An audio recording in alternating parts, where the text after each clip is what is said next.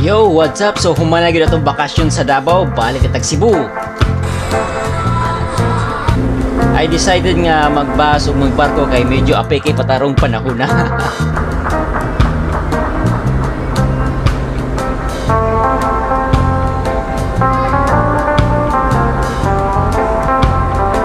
Usa sa hinungdan nga nung dili gid ko kapiya sa Cebu kay dagdag kay gwapa diri.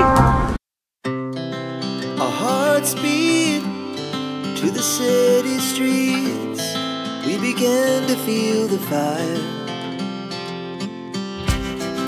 We rise like tall buildings.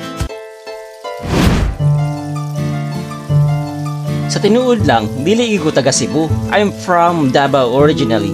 What I like sa Cebu is ang culture sa food, lamian gyud ug daghan kayo mga work opportunities.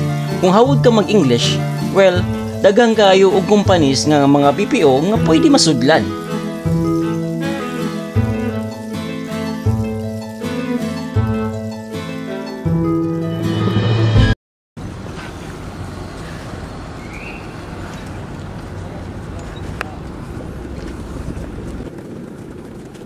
So wakas naabot ay kita. So medyo nalingaw tagamay dito sa Davao, then karon na ta sa Cebu.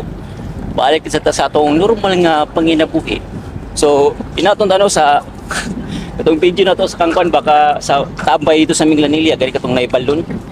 Inatong ta nga naapil ta dito sa kuan ni Jessica Suko din lain mga uploader ang naabot dito pero okay ra basta tanaw na to niya kung naa ba gyud ha. Sige.